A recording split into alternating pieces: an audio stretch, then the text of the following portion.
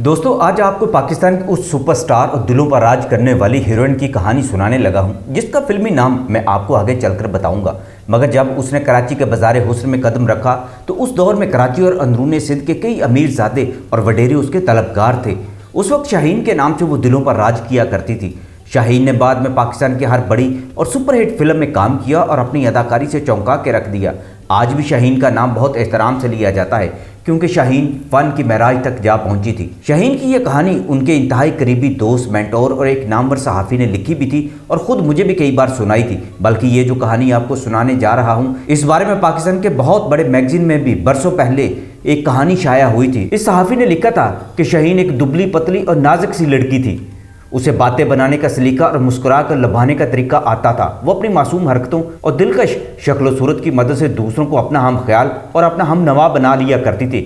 शाहीन का सरापा एक नाजुक ख्याल शायर के तसव्वुर की मानित था। गोरी रंगत, शरबती मुस्कुराती हुई चमकदार आंखें, किताबी चेहरा, पतली नाक, दिलकश दिल आवेज नकोश, मुनासिब कदो कामत, होंठों की तराश खराश ऐसी कि अहले दिल देखे तो देखते ही रह जाएं।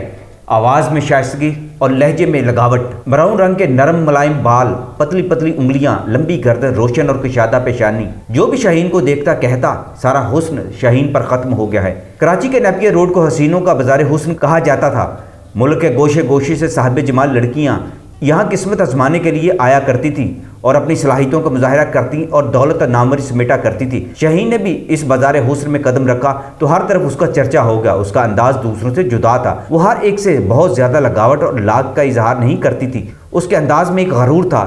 सस्ती और बाजारी हरकतों का दूर दूर तक नामो निशान न था। बाला खाने पर जब वो आईना के सामने दोजानों बैठकर गज़ल सरा होती तो हाज़रीन महफिल कानों से ज़्यादा आंखों को इस्तेमाल में लाते और उसकी शक्ल सूरत पर ज़्यादा तवज्जो देते थे। उधर शाहीन अपने परस्तारों के मुकाबले में खुद अपने आप पर ज़्यादा तवज्जो मरकूज रखती। उसकी निगाहें आईनों में अपने अक्स का हज़ार अंदाज से नज़ारा किया करती थी। शायद उसकी यही बेअतनाई लोगों को ज़्यादा भागे, क्योंकि उसके कोठे पर जाने वालों का तांता सा लगा रहता था और सीढ़ियों पर तो बहुत रौनक होती थी कि आसपास के बाला खाने के मकीन रश्क से उसको देखने के लिए आती थे। उसकी माँ को एहसास और अंदाज़ा था। वो एक समझदार, ज़हीन और मामला फ़हम औरत थी। उसने शाहीन पर कोई जबर नहीं किया, बल्कि उसकी आदत के पेश नज़र माहौल में तब्दीलियाँ पैदा कर ली थी। जब शाहीन महफिल में जलवागर होती तो उसकी संगत के लिए एक दो और लड़कियाँ भी रक्स और नगमे का मुजाहरा करने में मसरूफ़ हो जाया करती थी, मगर मरकज़े निगाह हर सूरत में शाहीन ही हुआ करती थी। वो तमाशबीनों के साथ बेतकल्लफ होना भी पसंद नहीं करती थी। शाहीन की शोहरत कराची और सिंध भर में फैल गई। इस बाज़ार की एक और मुमताज़ हस्ती बनकर वो रह गई।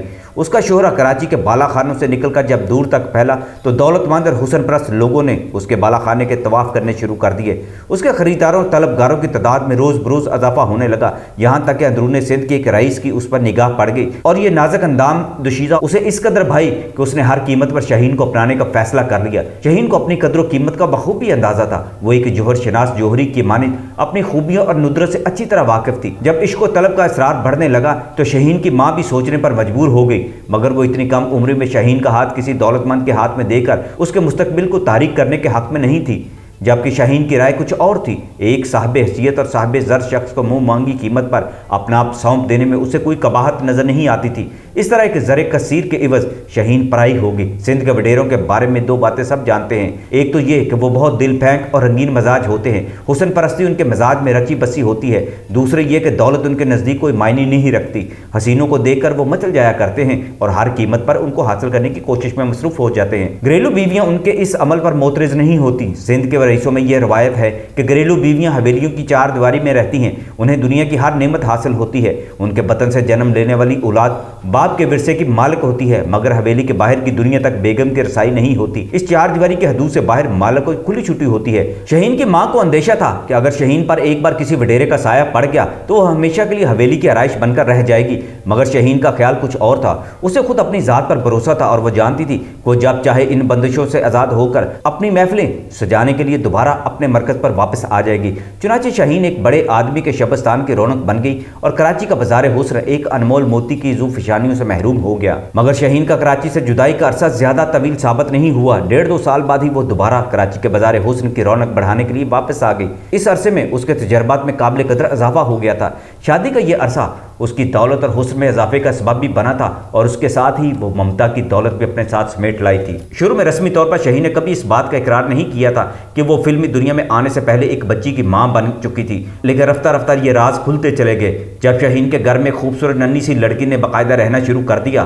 कई साल तक वो बच्ची अपनी मां की कुर्बत से महरूम रही और अपनी नानी के साए में जिंदगी बसर करती रही, मगर वो शाहीन के साथ भी नजर आया करती थी। अब आपको बताते चलते हैं कि ये शाहीन कौन थी। ये शाहीन अपने दौर की मकबूल तरीन अदाकारा ज़ेबा बेगम थी। ज़ेबा बेगम ने जब अदाकार मोहम्मद अली से शादी कर ली तो ज़ेबा ने बाद में ये तस्लीम किया कि वो एक बच्ची की मां है, बल्कि एक बार फ़ख्री अंदाज में ऐलान भी किया, अगर मोहम्मद अली मुझसे शादी के बाद साहिब औलाद नहीं हो सके हैं तो इसमें मेरा क्या कसूर है, मैं तो पहले ही माँ बन चुकी हूँ और सबूत मेरी बेटी की सूरत में आपके सामने मौजूद है।